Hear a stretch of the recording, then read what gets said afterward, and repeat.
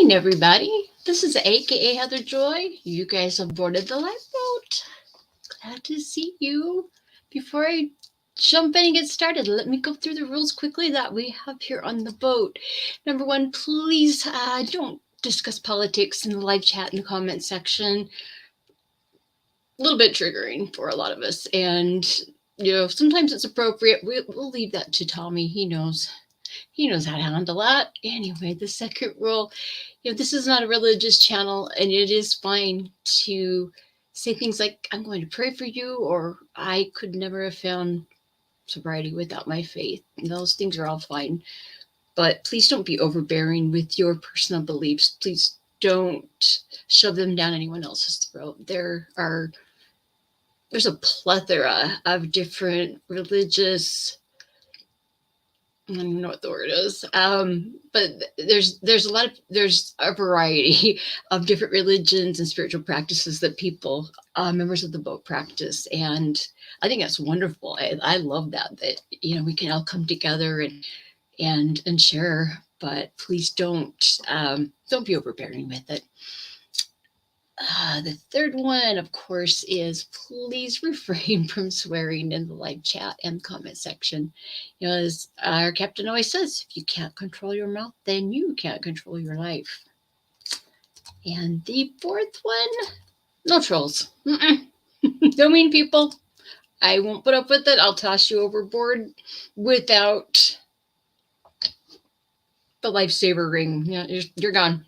There's just it's not acceptable to be mean, to be a troll on this channel. This is not the place for it. Anyway, I'd also like to ask you guys to do all those wonderful things, hit that like button, subscribe, share, all of that good stuff, because it really does help. It does signal to the algorithm that is ever present on YouTube, that there are people interested and engaged with this channel, and they will start putting it out to more people. And the goal here really is to reach as many people as we possibly can and help them. We help. It's you guys, even the chat. You're the magic right there. Honestly, that's but the more people we can reach and bring in here, provide some support, a place to talk and find connection, that's I don't know what, with the situation in the country right now with the drug crisis and everything, I don't know what else we can do. Really, this is it. You guys are a part of it, and it's actually a really cool thing. Anyway, I was looking at the comments this morning, and I wanted to address one of them. Let's see, right here. CK, target practice yesterday. Keep forgetting how to put my guns together. My memory is so bad after decades of Klonopin and opiates. Oh boy, do I understand that one. But I also want to let you know that you can get better. When I first started, that's a definite problem for me. I did a lot of Klonopin, and opiates was my drug of choice.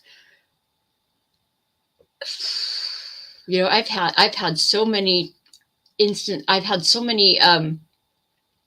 boy, my brain is off today. And actually convulsive therapy, ECT treatments, shock therapy. I've had so many of those. It's really messed up my head. So I tell you, TK, I completely understand with the memory thing, and I struggle with my guns the same thing. If it's not something that I do every day, I struggle.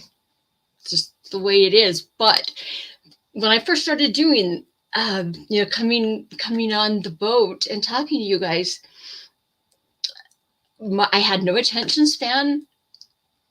I had a very difficult time linking sentences together, and I'd be in the middle of trying to express an idea, and everything would just be gone. It was very frustrating and very embarrassing at first. But the more that I have had to force myself to sit down, to do research, to put things together. And, it keeps your mind engaged. It gets things going again. And it really, really does help. I promise you, if you can find something that you enjoy, but that is really going to engage your cognitive abilities, the processes and everything, and you use it, and you make yourself use it, things will get better. Really, they really can get better. And the really cool thing about our brains, when I was a kid, the belief was, once you become an adult, you only have so many brain cells, and that's it, and then there's this steady decline after that. But they have since then found that our brains are very, what is the word, neuroplastic, and your brain can produce new cells and repair things, and you can repair connections or make new ones in your brain, but you do have to put some effort into it. But it doesn't have to be a permanent thing. I'm serious. And it scared me at first because I was really struggling. I think part of it was the our phones. That doesn't help with our attention span. And if we are not forcing ourselves to really, think and read and study, if we're not forcing ourselves to do those things, then I can see how you would lose your attention span, and you would lose some of these abilities, but you can get them back. You really can. If my brain can be fried with electrical shocks, I don't even know how many times. It's more than 30. If I can come back from that and do this, then you got this. You got this, seriously. So don't give up, okay? It doesn't have to be a permanent thing. Anyway, let me say good morning to everybody. Got a lot of people here this morning. This is awesome. Oh my goodness. Linda Ford, Charlie, Annette, Seventh Son, Mind Games, CK, of course. Ian DeFoe is here. John Joe. I just love playing Balaka. That always cracks me up. My brother is Aaron too, and I'm used to. My brother used to have I'm tangenting everywhere today. Squirrel, My brother used to have a timeshare houseboat down on Lake Powell, and every October, until the water levels got way too low, every October for a week, my family would go down on that houseboat with that my brother had, and we'd spend a week there, and we'd water ski, and we'd just horse around on the houseboat, and we'd watch dumb movies. And I mean, it was just so much fun, and I really do miss that. And now, what was the point of that? Oh boy, you guys! Wow. Oh yes, I remember. I'll never forget. On growing up in Scientology channel, that little clip he has at the beginning with from the Key and Peele thing, wherever the substitute teacher is doing the Aaron Balake, the whole thing. My sister-in-law had found that and played it for everybody, and ever since then we have called my brother Aaron, and you done messed up, Aaron. Aaron. We always say that. It just, every time I see that now, I have these wonderful memories of my brother and all the fun we have had down at Lake Powell. But yeah, I have an Aaron too. Anyway, yeah, squirrel. Sorry, guys. I haven't had that much sleep, so yeah, I'm a little goofy. Anyway, John Doe, Cheryl Niles. Good morning. Let's see, Tommy Berg, good morning. Jeez, wait, this looks like a good one. Quote of the day: don't let your bad days trick you into believing that you have a bad life. I love that. I'm going to say that again. Don't let your bad days trick you into believing that you have a bad life. Oh, that's a powerful one. Seriously, and sometimes it's just a little adjustment in your perspective and practicing some gratitude that can really help flip that around too. But oh, I love that. Thank you for sharing that. Let's see.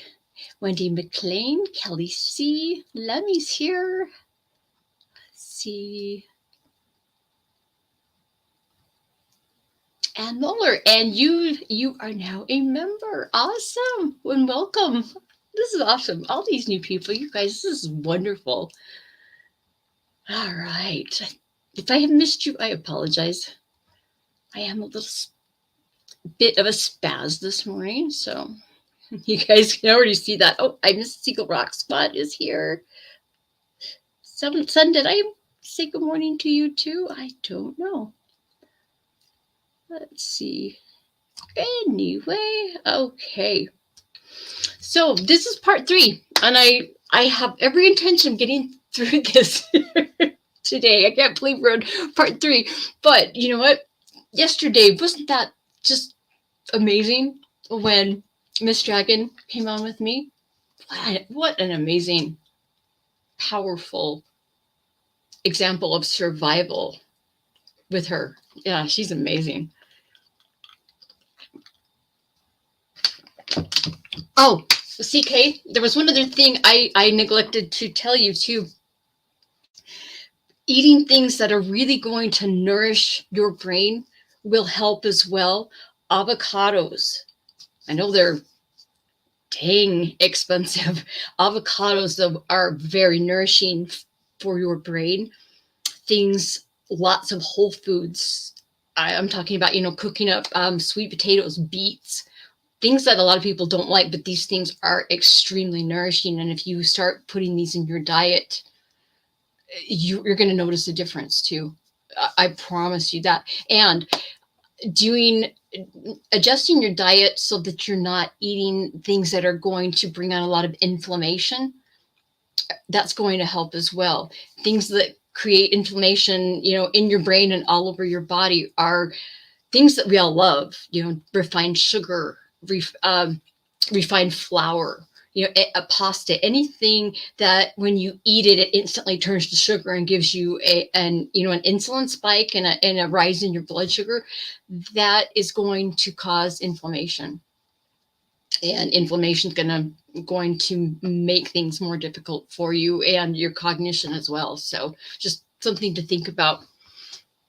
I haven't done a show on that for a while. I'll have to do my inflammation thing again here pretty soon. We've got so many people that are new. Anyway, John Doe, are you talking about Maui here? 1,000 missing? Is that wow. It's crazy, guys, the things that we are seeing happening right now. Wow. And the flooding in California, the stuff that's just happened in Maui. I mean, there's stuff going on everywhere. I don't know if you guys are aware as well, but China has been trying to hide it, but they have had some of the worst flooding I have ever seen, ever. Towns just gone, and people just gone, and their government's trying to hide what's going on. And even their inland areas where the floods are, it's crazy. So this, if you guys are feeling just a general sense of unease, of anxiety, of there's just, if you're feeling that, very well maybe tuned into just the kind of the energies that are going on around the world right now, because everything is really in commotion. So, this is a really good time to practice some self-care, to work on those coping skills, things that are going to help keep you calm and help you get through things like meditation, journaling, yoga, some physical exercise, all of these things that will help. Really, those things will help. But yeah, it's crazy, everything that's going on, and the level, what I have been, I'm very empathic, and I'm very sensitive, and I am learning. I have a lady that I'm actually going to be filming a little video with soon, but she's been teaching me how to try to protect myself from taking on other people's negative energies and things.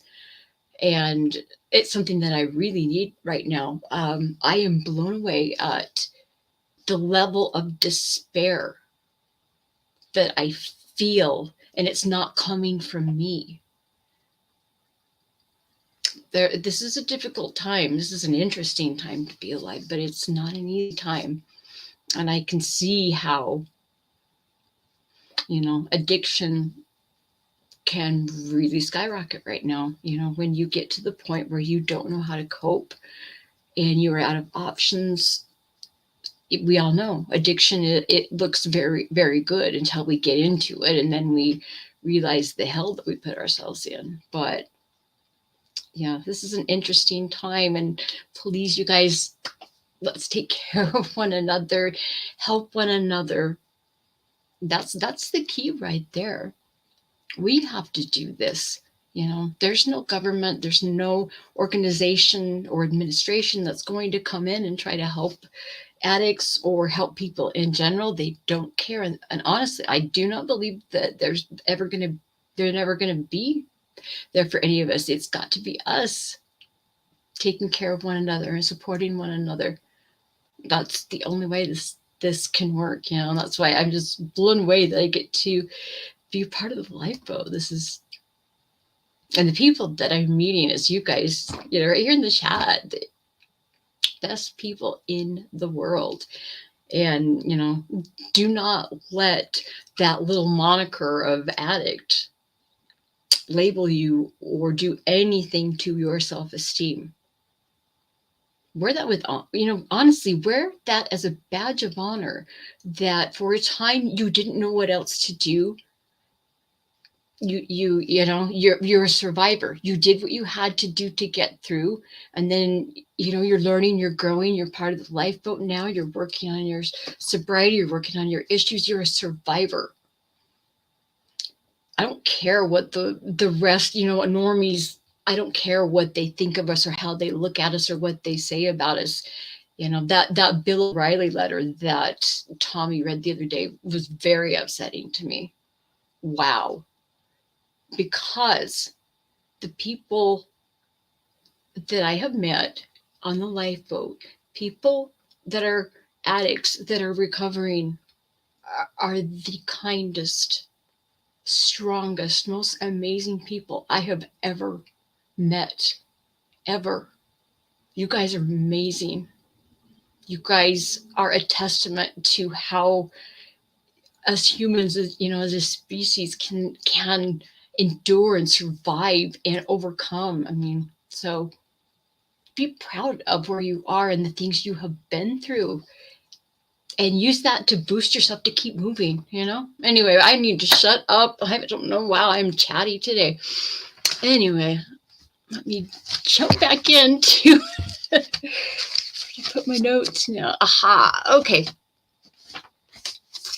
The other day, yesterday, everything runs together. Yeah, it was just yesterday. Everything runs together for me anymore.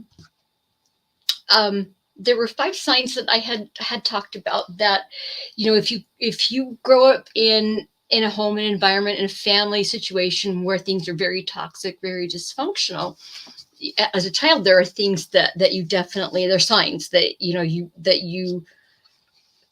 that a lot of people see when they realize what kind of home they grew up in. And I'll just quickly go over those things that I have already spoken about. The first one was that there's a lot of unrealistic expectations placed on kids that are in these situations. The second one is that idea of parentification, where the role of child and adult are flipped around and the child is taking care of the adult. The third one was that your personal needs were not met. They didn't matter. It just, what you needed, what you wanted, it just wasn't even an option. The fourth one was that in these family,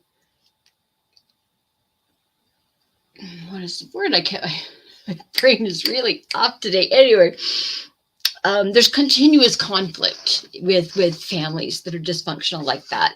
It's a constant fight, and you never know. I remember growing up and I never knew when my mother was going to go off on something, and I tried my very best to control everything in the house, take care of everything so nothing would set her off. And you know what? It was astute. You know, now I look back at it, I'm like, well, why did I keep trying? Why? I don't know.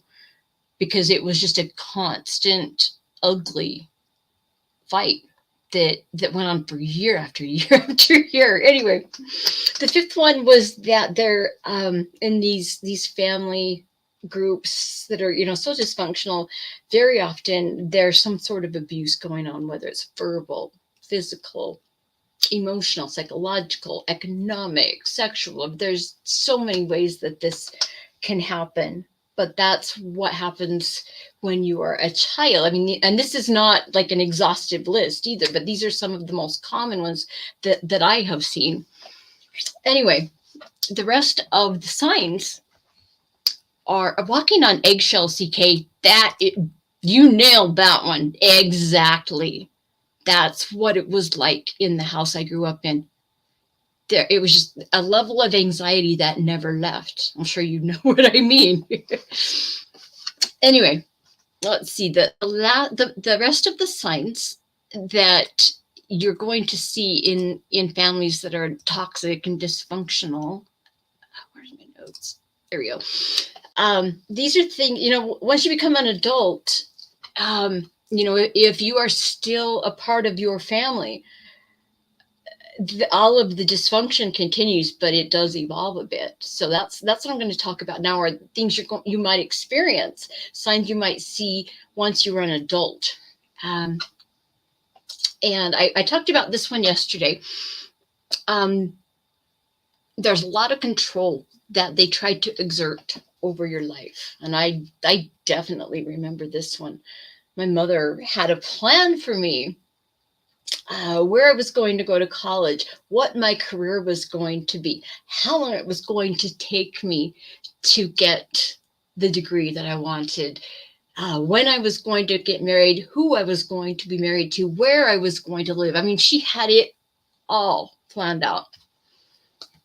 And, you know, I had reached the point where, you know, long ago I had started rebelling against her in my head. And I waited until I graduated from high school, and I was gone. And after that, even though it caused me an extreme amount of guilt, I knew that wasn't my path. And I had to put up with a lot from her, lots of her trying to manipulate me and to control me. But you know what? I was done. I was done with it. And it's been a lifelong journey for me, learning how to sever those apron strings, you know. But yeah, they parents will continue, that will try very hard to exert some form of control over you, and sometimes they will stoop to awful things like emotional blackmail, or just being manipulative in general. You're going to see things like maybe they're going to control your access to money, or they will play family members off of one another. You're going to see lies constantly. But the thing overall that you're going to see is that your wants and your needs are going to continue to be ignored. Honestly, you have to learn how to sever the relationships there and become your own person. And it's not easy, but yeah, it's what you have to do. Let's see. Let me read you just very quickly. I think I read this yesterday, but I think this is an important quote. By contrast, psychological control was significantly associated with lower life satisfaction and mental well-being. Examples of this psychological control include not allowing children to make their own decisions, invading their privacy, and fostering dependence. I lived that. I lived all of that. Wow. I mean, every time I read that, I'm just like, it just brings me right back. But anyway, another sign that you're going to see in these situations as an adult is there's going to be, you're going to see the parent try to be very dominant, which is really very similar to the last one we just talked about.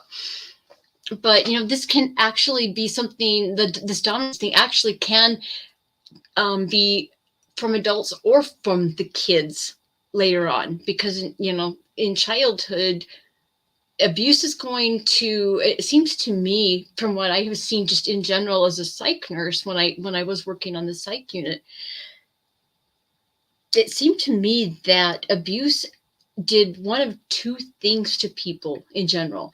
And the one was that it just crushed them, ground them down into the ground, and they took everything and just internalized it. They didn't talk about it. They didn't deal with it. They just pulled it all into themselves, and they just imploded. Honestly, the other thing that I saw was, children would rebel and become very antisocial, angry. I've never seen so much anger, and I understand the anger because I've felt it. But people that become very antisocial like that, they take everything that they're frustrated about, everything that they've suffered, and they throw it out. They're very external about it. But that's what I have seen.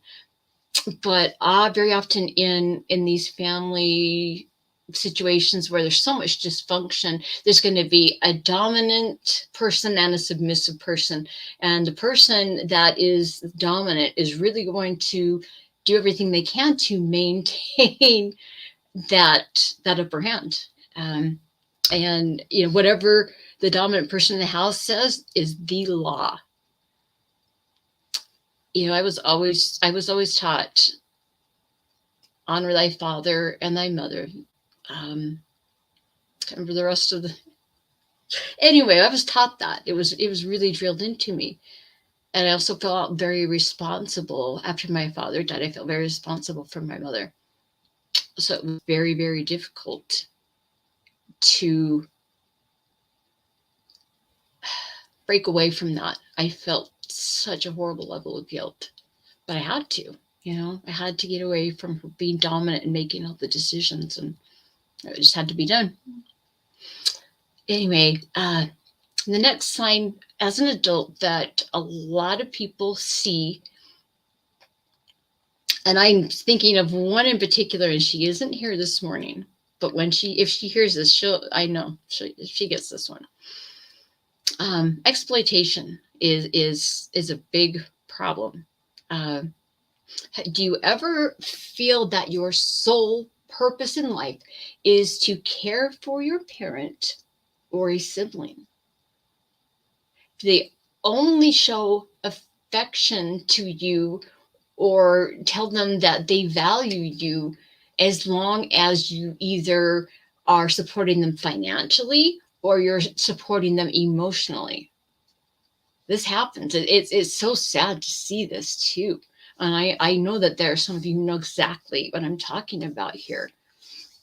And it's a form of abuse, and it might not be as blatant as, someone standing in front of another person and berating them, abusing them verbally or physical abuse. It might not be so obvious, but if a parent is exploiting their child, like I said, for either finances or for emotional support, that's still abuse. It's not okay. It's not.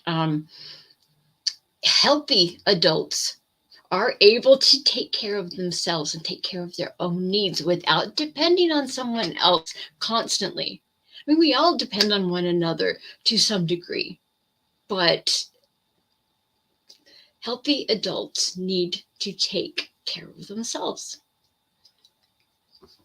Yeah. Period. End of story. It seems to me, this kind of exploitation is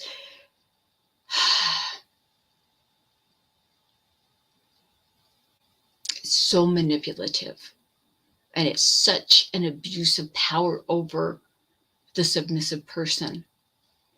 The person that's in the submissive relationship in the a situation like this are so taken advantage of. It's not right. And if for any of you who are experiencing this, who are in a situation where someone has dominance over you and you are expected and manipulated to do certain things for them, I want you to remember that it is not your responsibility to take care of every need of that person. And it is not okay to be exploited emotionally, financially, or any other way. It's not okay.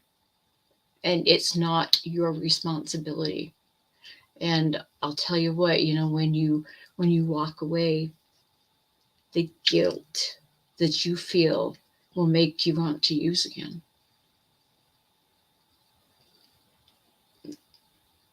That's not fun.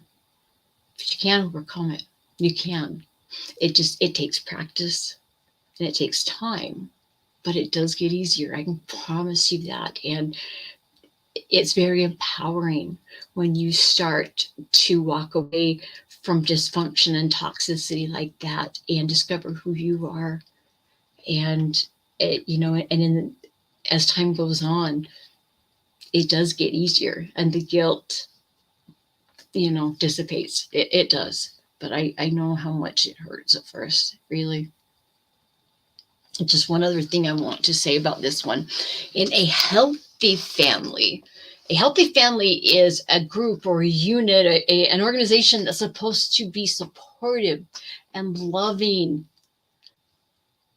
That's what it's supposed to be. It's supposed to be nurturing, and love is supposed to be given freely and unconditionally.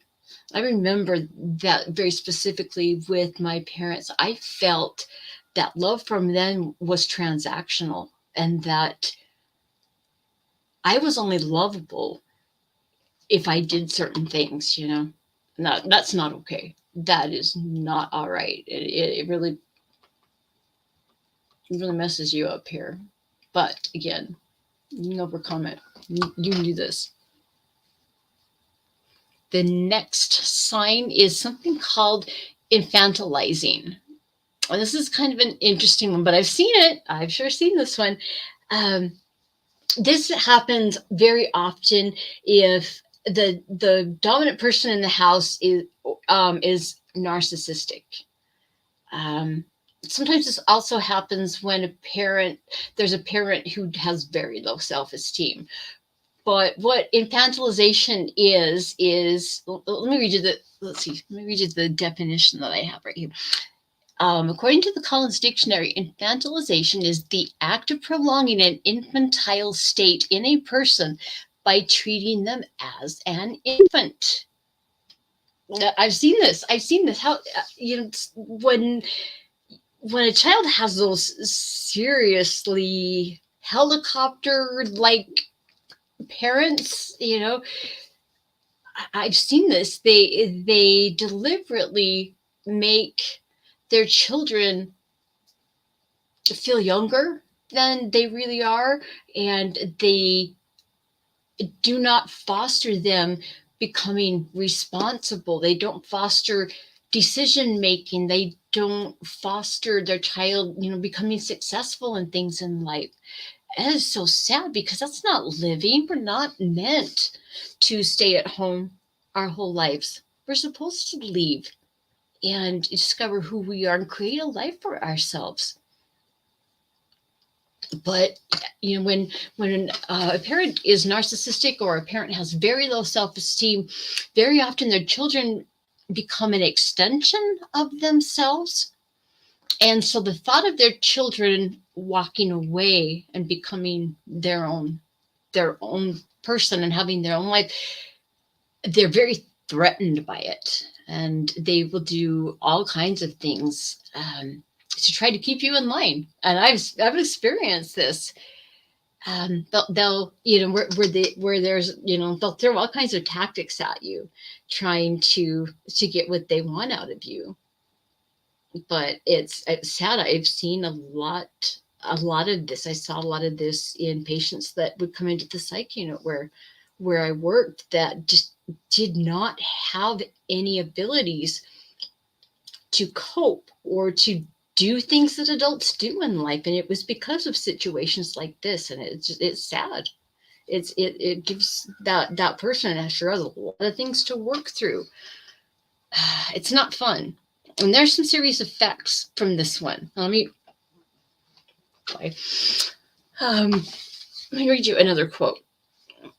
This is from a clinical and forensic psychologist. Parents who infantilize their children will emphasize a child's incompetence in independent activities, making it difficult for them to feel confident in their ability to do things on their own without that parent. I've seen that. Continuing, this can ultimately cause the child to develop a sense of anxiety or insecurity about being on their own or making their own decisions, which can lead to overdependence on their parent and an inability to function in the world on their own. I mean, yeah, just like I was explaining, I mean, that really spits it out there precisely. If you've been infantilized your whole life, you might not even know how to own your feelings. You might not be able to have the ability to know what you are even feeling, to be able to identify different feelings at first. You have people that have been infantilized have very low self-esteem, and they have always had choices, decisions made for them. They've been told what to think, how to feel. This is what you're doing. Sorry, this one just makes me so angry when I see this happen. It's just not right. And again, let me put this up again. I think this is very apropos. Where did I hang on? Where did I put it? I remember where I put it. Hang on here, guys. Let's see. Be right down there. Aha, right here. Again, this statement. Any of the personal issues you choose not to address, your children will be forced to. You know, if a parent has low self-esteem or they have a narcissistic personality disorder or narcissistic tendencies and they're doing this to one of their children, they're most likely doing it, because of things that happened in their childhood and their past, and it's their issues that they never dealt with that are coming out. And look at the effect that it has on the child. And I've seen this in my family. Oh boy, all the things my mother went through, she never dealt with them, and she's from a generation where you didn't talk about these things. You swept everything under the rug and you pretended it wasn't there. You don't address it. It just doesn't happen.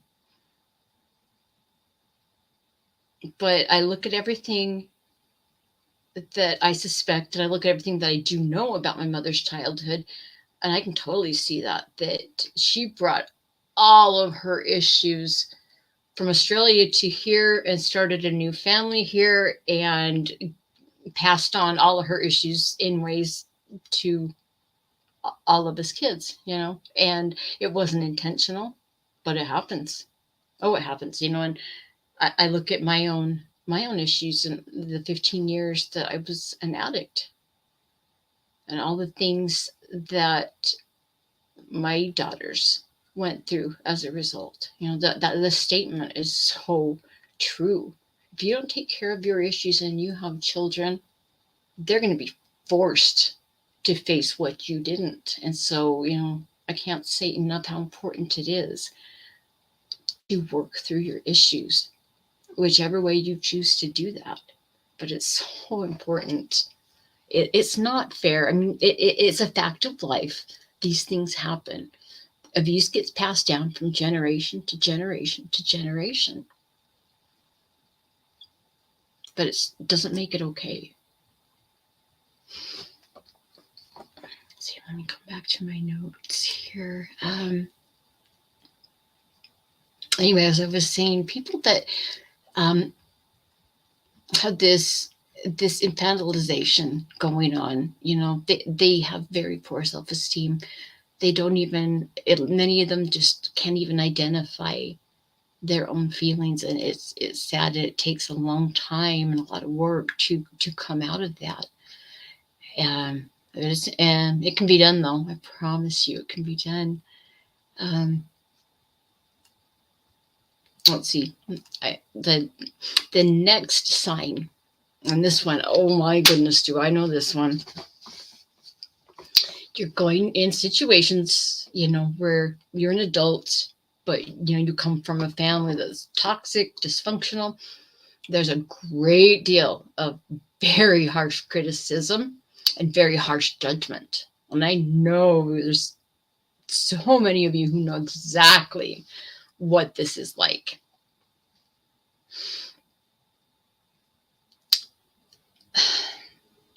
My family doesn't get together as often as we used to, because half of my family is in Australia, for one thing. And just with the economy, we can't get together like we used to. And so we don't have as many family parties and get-togethers and things as we used to. And I think part of it too is that we're all of us are older now, and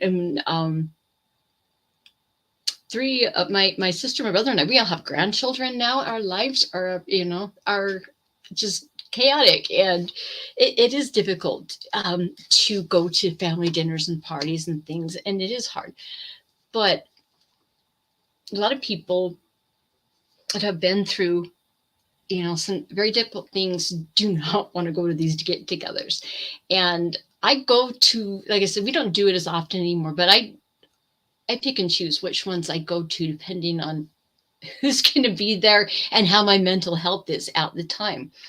It's if you're expected to go to some family function, but you're not doing well here, and you're feeling it here, it's totally fine to put you first and take care of you. You don't have to go, because when you get there, there's always, in dysfunctional families, there's always so much criticism, so much judgment. And you're going to get, you get all those questions like, when are you ever going to get married? When are you ever going to give me a grandchild?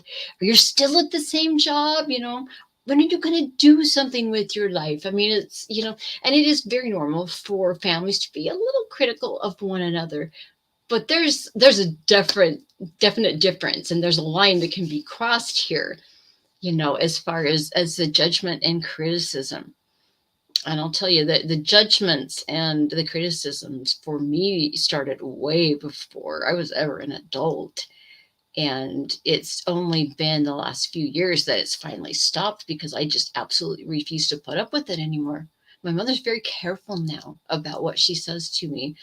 And I feel that I don't know if she respects me, but at least she treats me as she does. So bonus there, But honestly, in toxic families, the criticism, the judgments are so much more harsh, and they can, especially if your parent has narcissistic tendencies, they do not care. They will put you down in front of everybody.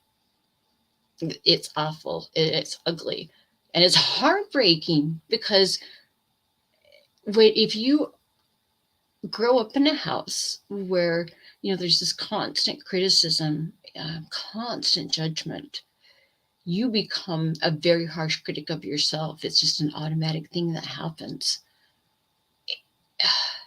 That's a tough one to come out of. Been there. I'm still I'm learning to be a little more gentle with myself, but my inner critic is my mother's voice in the back of my head, just, laying out all the things I've messed up and all the things I'm not good at. And you guys all understand, but it just, this criticism, this judgment just really does a number on your self-esteem. It's not fun. It's not fun. You doubt yourself. It's just something that becomes ingrained, This takes a lot of work to come out of it. There are, I have always gone to therapy. I mean, I've done it for years, but there are so many amazing self-help books and workbooks and things. I mean, you just have to look and find something that you think might fit for you. There's so much out there, though.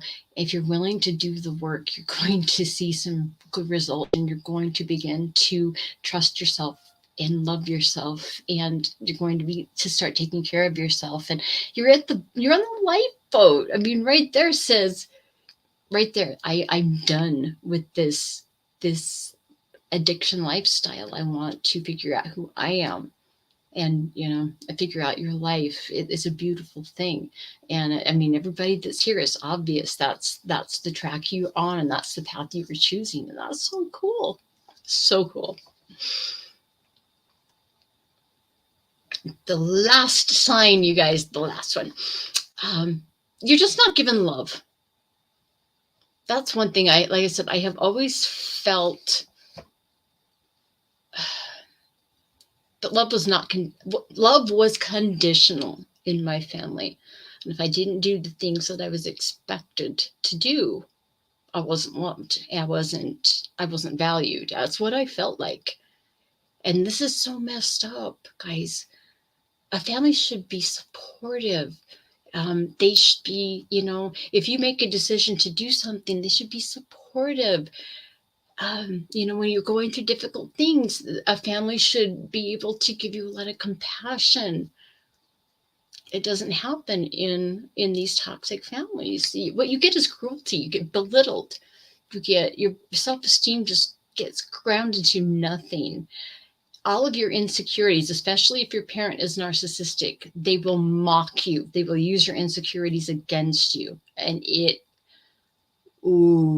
those comments, those remarks, they burn and sting for years. And another thing, if you have a request for, hey, I need some help here, it's ignored. It's ignored. It's awful. It really is just what a family should be, flipped upside down. It's a shame.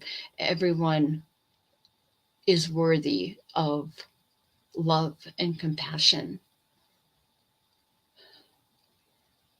It's all a form of abuse, you guys. It's not okay.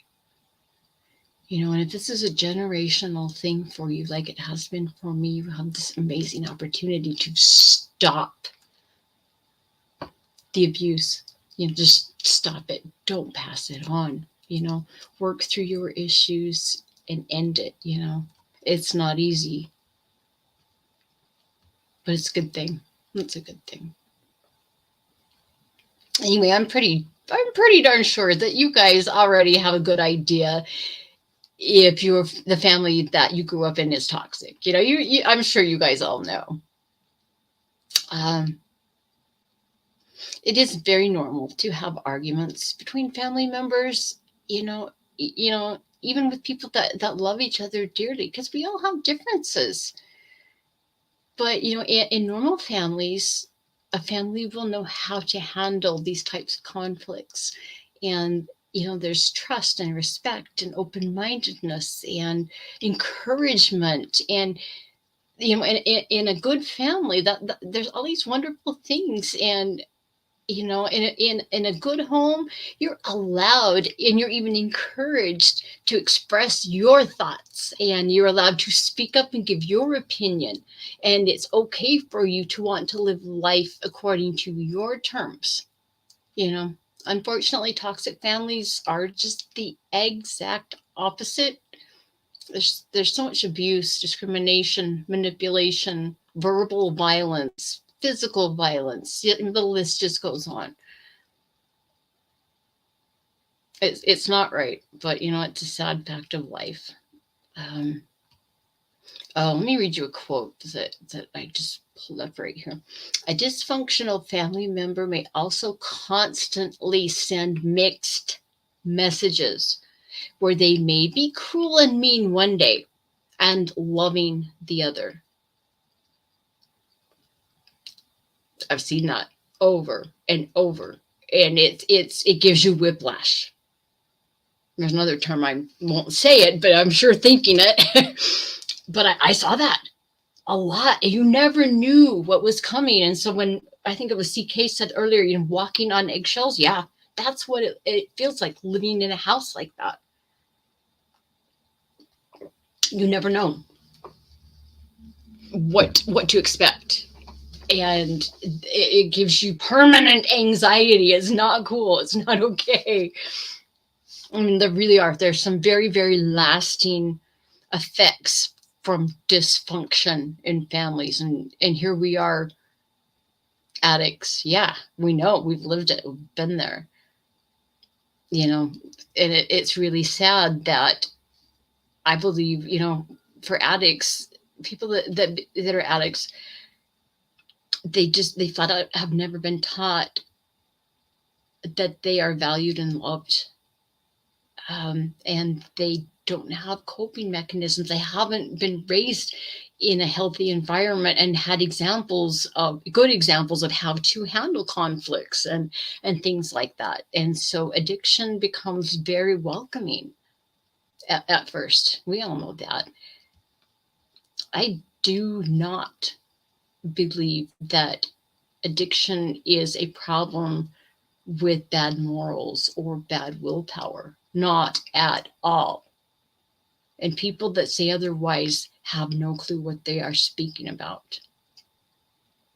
It was every one of us, it became the only alternative. It was the only one that made sense, the only one that worked.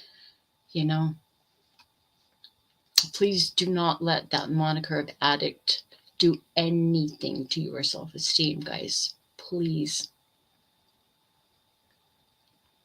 Some of the other, let me just go over a couple of reasons why families are toxic in the first place. And I believe the key right here is that statement that I put up just earlier about how if you refuse to deal with something, your children will be forced to. That right there, I think, is key. But, if your parent was an addict, there was some sort of substance abuse going on, there's toxicity right there. If a parent is enabling of family members, again, that's some toxicity. If a family member has chronic illness or some sort of neurodivergent condition, that I've seen that I really wreck families, because whoever is the person with the disease, all the attention goes there and everyone else is ignored, and it devastates all of the others that are ignored. On unexpected deaths or unfortunate life events that can promote some dysfunction and toxicity. But overall, I believe it's a history of family dysfunction that is passed from generation to generation. Another thing is if parents are absent all of the time. Again, that is a form. It's not very blatant, but I believe it's a form of abuse.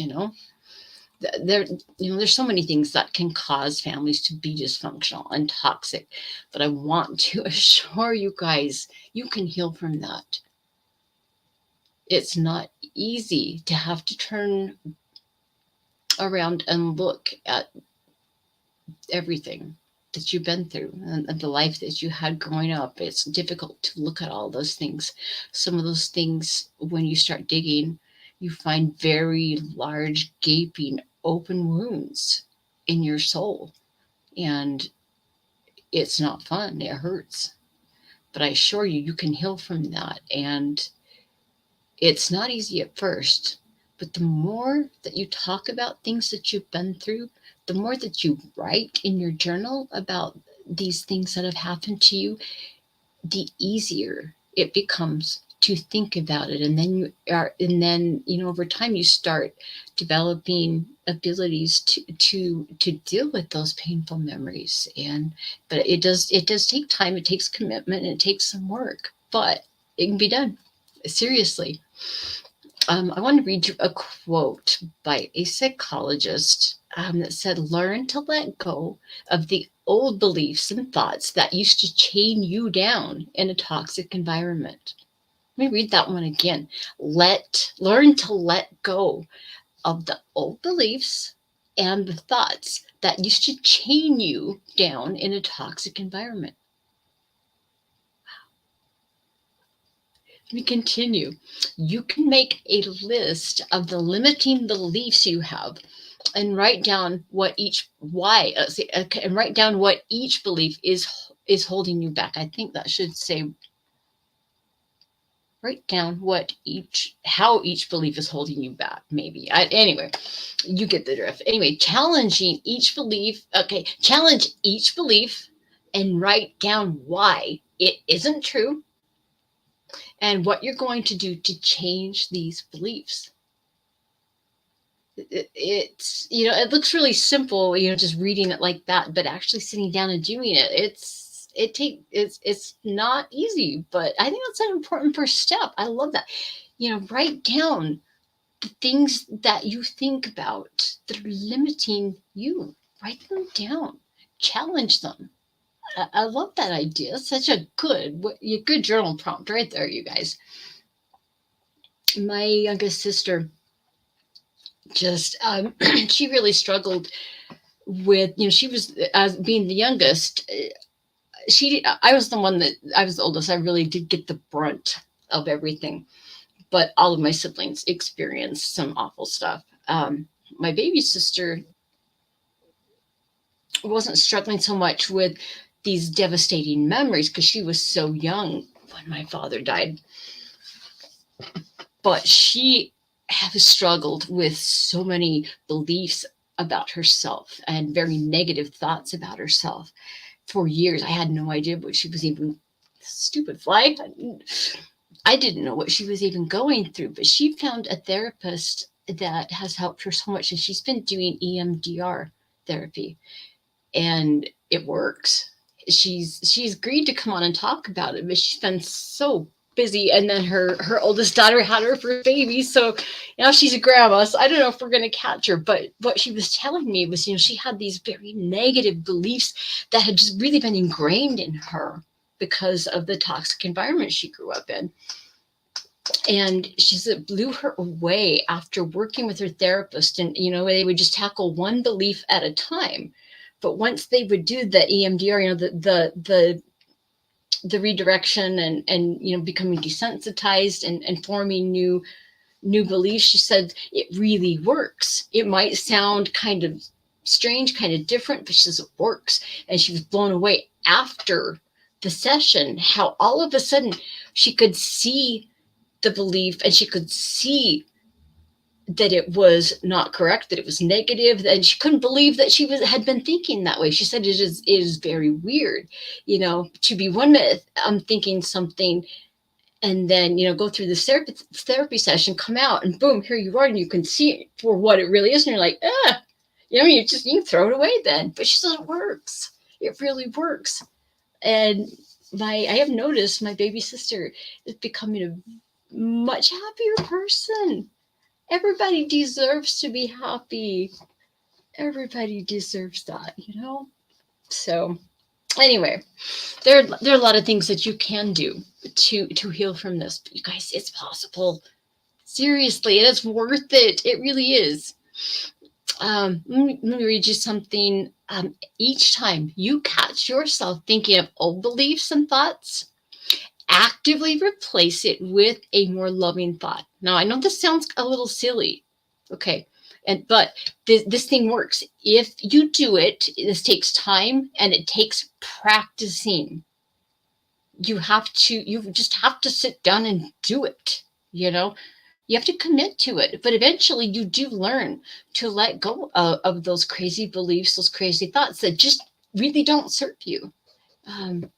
It takes time, but it can be done. I trust me, you guys, you can do this. You can do this. Where do you begin with the healing process? It's a tough one. It depends. I think, how you go about healing from what you have been through. That's a very individual decision.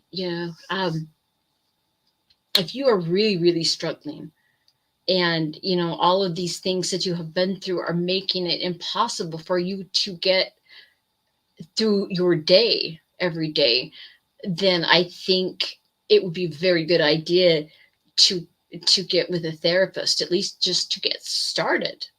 A therapist, is a third party. They're objective. They can look at what's going on and what you're saying and how you're handling things, and they can really see things and point things out that someone that is close to you just flat out can't.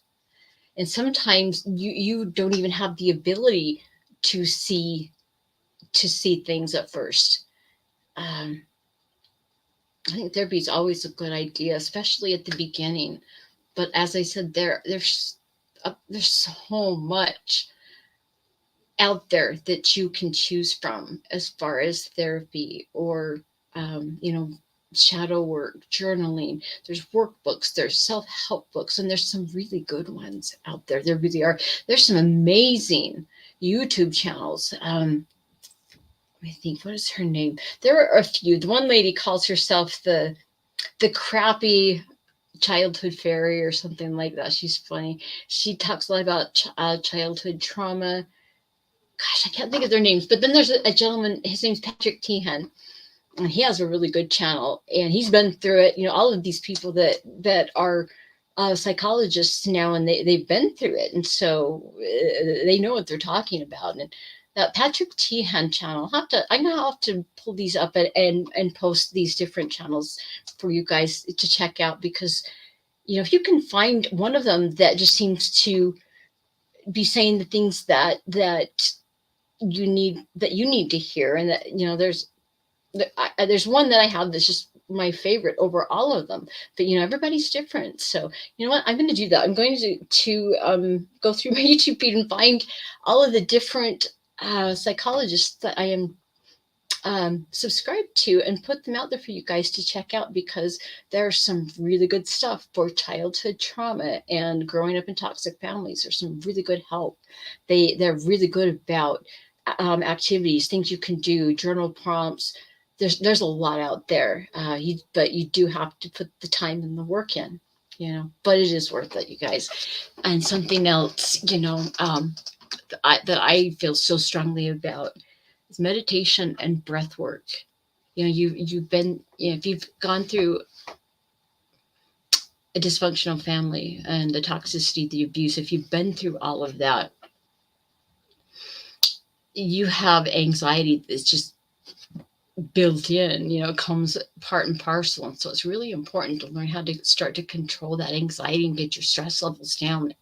Some of the most powerful ways, honestly, are practicing meditation, yoga, journaling. Those things are extremely powerful, and they're not that difficult. It just takes some practice, and it takes doing it every day.